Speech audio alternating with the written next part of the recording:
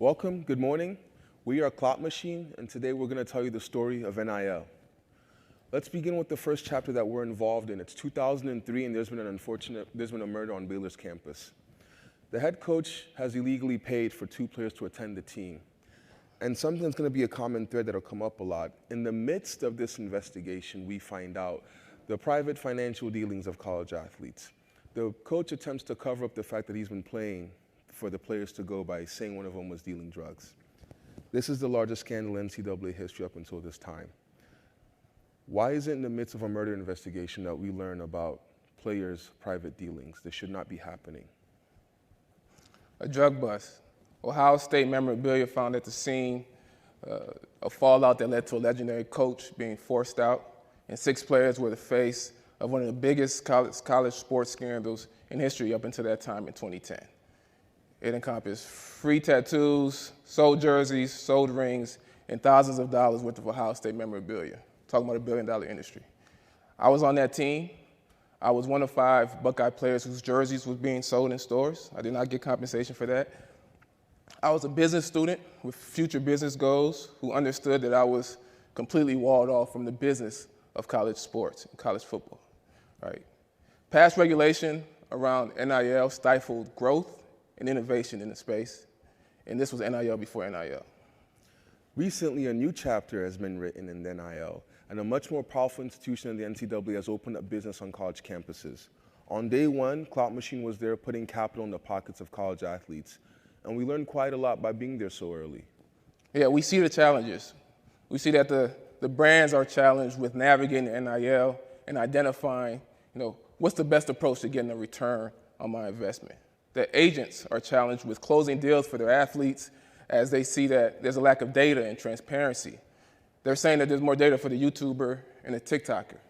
The collectives are challenged with identifying what should a player's value be. We see there was a $13 million deal for a high school athlete, and the fallout was, after he committed, after he signed, the backing for that money was non-existent.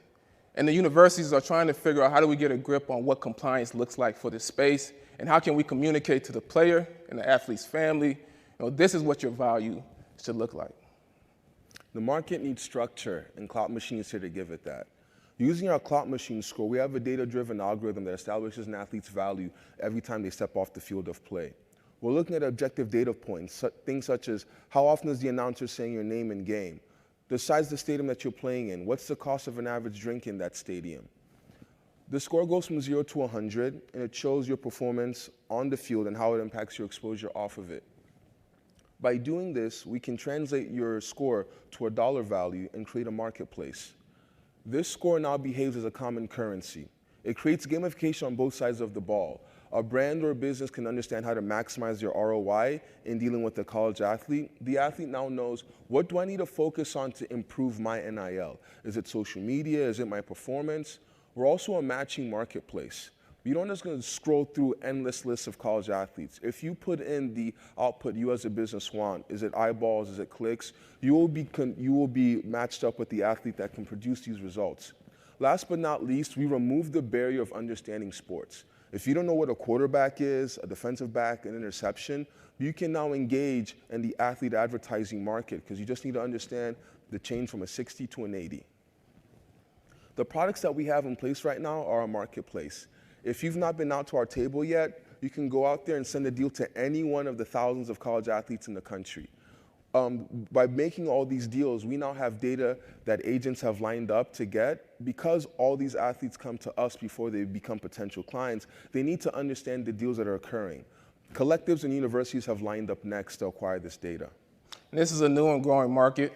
There's 500,000 college athletes that continue to be replenished every year. There's $20 billion in North American sports sponsorship spend. There's entirely new entities being formed, like collectives, that have been around for just about a year, spending between $25,000 and $15 million annually. There's 100+ agencies dipping into the NIL market. And as we create the structure to allow for the free flow of funds, we expect to be able to drive more growth in the market.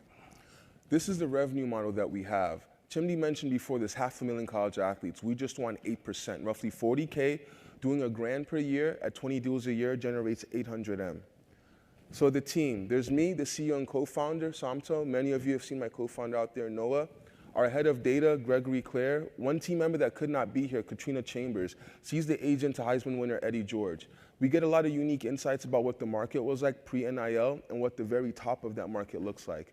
Last but not least, I'll let him introduce himself. Chimney Chekwa, former business student who also was an All-American college football player, former NBA student who also played 6 years in the NFL, current investor, current entrepreneur who was passionate about connecting the athlete to the business of college sports. Yes. So our traction to date, the KloutMachine marketplace was released about early August. More than 3,000 athletes have signed up and 500 plus paid using the score. We have 1 million plus data points within the system. And we are creating the infrastructure for this such a new space. We're helping to reduce the risk of the university, the brand, the collectives who's challenged with trying to navigate NIL. There's still a little bit of uncertainty and ambiguity in the space. We are providing the transparency for all the stakeholders involved to allow for the free flow of funds, and we believe that will continue to drive growth and innovation in the space.